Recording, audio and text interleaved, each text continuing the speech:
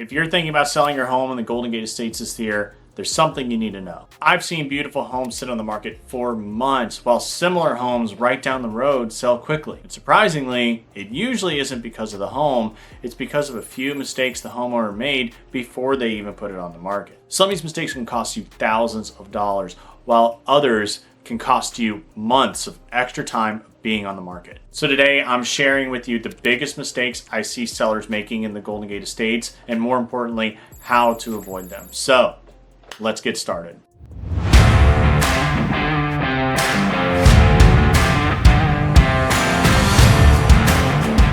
Hey guys, my name is Joshua Otto. I am a real estate agent here in Southwest Florida, and today I'm going to be talking to you about the biggest mistakes I see sellers making in the Golden Gate Estates in Naples, Florida. These are common mistakes. They're very easily avoidable, so I'm going to be talking to you about them and telling you ways you can avoid them, so that way you're not spending extra time on the market and even maybe costing yourself thousands of dollars whenever you finally sell that home.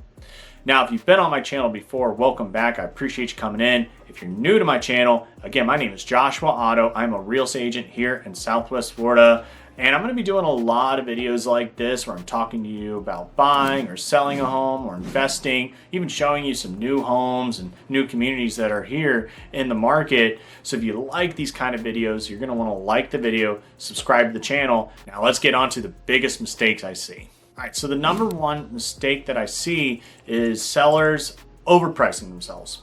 They're pricing it based on emotion. They're pricing it, maybe even they're looking at homes that are in a totally different area, and they're figuring that their home should be worth the exact same as that home, even though it's a totally different location. And that is just not a good way to be pricing your home. And I get it. It can be an emotional experience when you're listing your home for sale, especially whenever you raised your family in there, you spent years, you've built memories, you've put money, you've invested money into the home. If you're pricing it based on that and not pricing on what the market is actually saying, then you're going to spend a lot of extra days on market, and you're going to have to end up decreasing your price anyway to get it sold. Usually whenever a buyer sees you decreasing your price, they start to think that you'd go even lower. And one thing about the Golden Gate Estates is no two properties are exactly the same. You've got different acreage, you've got shops on certain properties, maybe one's fenced, maybe one has chain link fence, one has a privacy fence, one has a gate in the front with video surveillance that the buyer can go ahead and plug right into. One has tons of landscaping, the other one is just completely wooded, and then maybe one is cleared. So there's a lot of different nuances and ways to price a home in the Golden Gate Estates. You can't really base it off of what your neighbor is selling their home for. And also location plays a big role in what your home's going to be worth. I never, whenever I'm pricing a home in the Golden Gate Estates, ever go outside of a certain box, and I'll just click usually from canal to canal or whatever major roadway there is, and I'll choose a certain box of comps in that area, and I'll go off of square footage, acreage, the age of the home, and then I'll even look into what kind of roof the house has. Does it have a paved driveway? Does it have a gravel driveway? Does it have a paver driveway?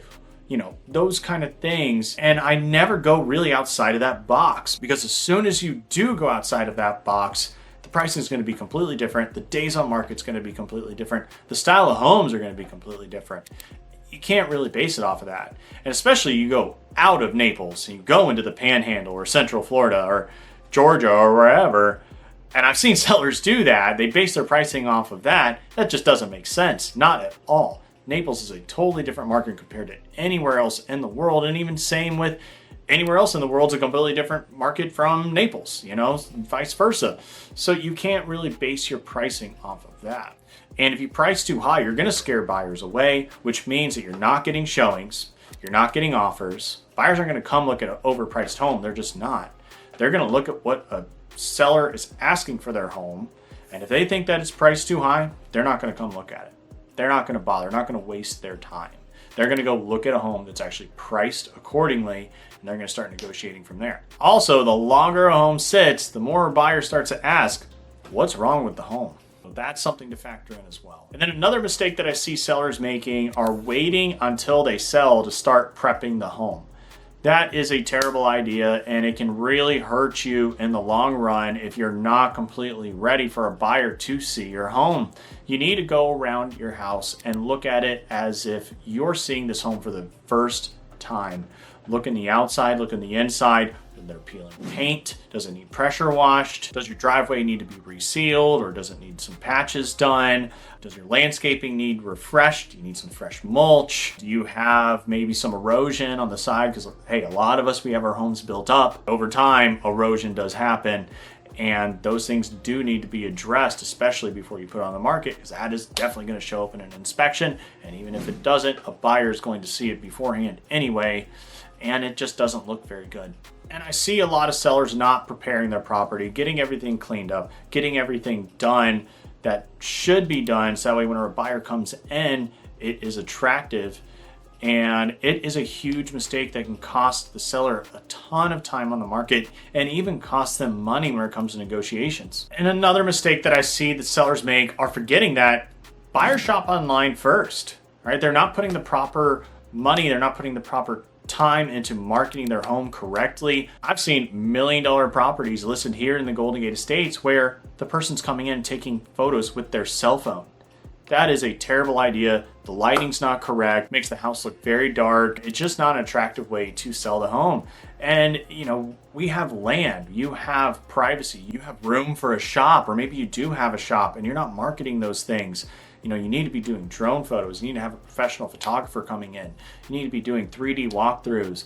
You need to be doing these things because buyers shop online first. Think about it. When you're buying a car or you're shopping for a vacation, first thing you're doing is you're going online. That's just the way buyers buy now. That's the way they shop. And if you're not utilizing that to the fullest potential, you really are missing out and you are hurting yourself in the long run. Another mistake that I see sellers making is ignoring deferred maintenance. Okay, I'm talking about the age of your roof, your well system, your septic, just everything when it comes to the home, because buyers are going to be asking those questions. They're going to be asking, how old is the roof? How old is the water heater? How old is the AC? When was the well serviced last?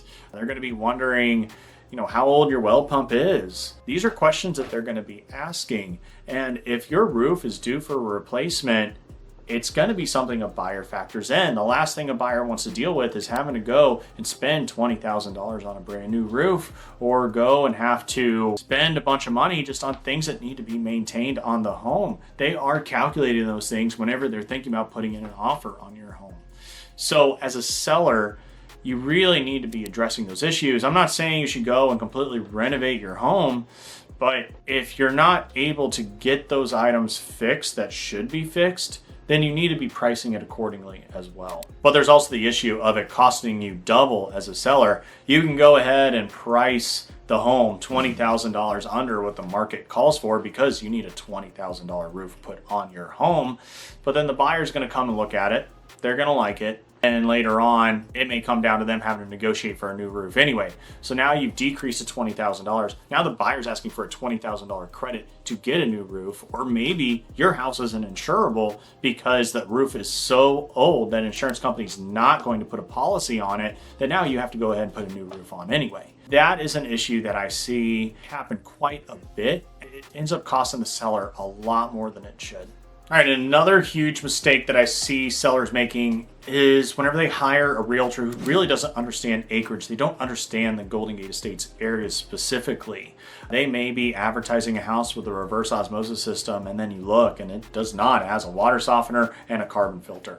That's not a reverse osmosis system. Or they might be saying that the home is completely uplands whenever it's not. It's actually wetlands. Or they could be saying that, hey, the house is 50-50, and then whenever I go and look up in the public records through the permits, I find that it is actually 100% uplands. And that can end up hurting the seller in the long run. So you need to hire somebody who understands the Golden Gate Estates. They understand the nuances. They understand just the things that really matter whenever it comes to selling a home with acreage, especially in the Golden Gate Estates. Another mistake that I see sellers make is thinking that timing doesn't matter. Now, it really does. Timing is everything. Now, in the Golden Gate Estates, I would say it's less seasonal than the rest of Naples for sure. There are a lot of full-time residents that move here, people who are locals that are buying in the Golden Gate Estates, or maybe they are upsizing from their home in the Golden Gate Estates to a bigger home or something with larger acreage. But it is still a seasonal market just because we have our snowbird season, we have our winter months where we do sell the most homes. They definitely matter, and that's when we have the most sales is February, March, April, and May.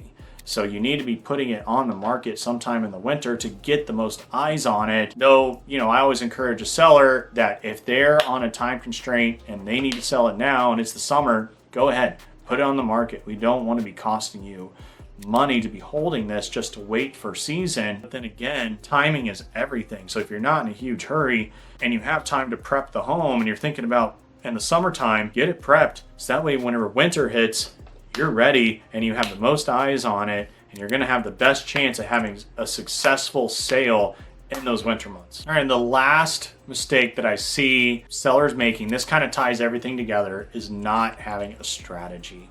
You need to have a pricing strategy. You need to get the home prepared. You need to get it properly marketed, and you need to have a negotiation strategy going in, knowing what you would end up wanting to take for this home, and just kind of knowing the market altogether and knowing what the expectations are when it comes to days on market. What kind of buyers are actually buying in this area? Are there more cash offers? Are there more conventional loans? Are there more FHA? Those are things that you need to know before you go and put it on the market.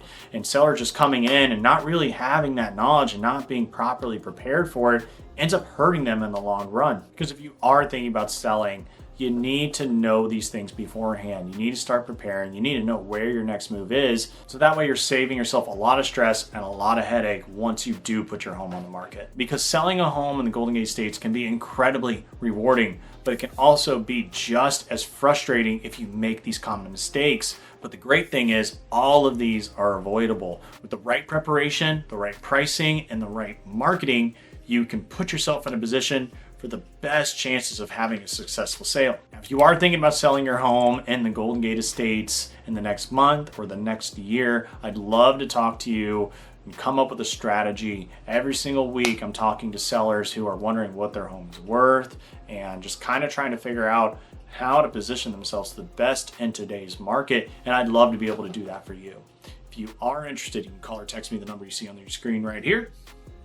I'd love to talk to you about it. Would love to help you sell your home here in the Golden Gate Estates. And if you found this video helpful, make sure you like the video and subscribe to the channel. I do videos every single week about buying, selling, or investing in Naples, especially the Golden Gate Estates area, to help people just like you make an informed real estate decision with confidence. And again, thank you for watching, and I'll see you on the next one.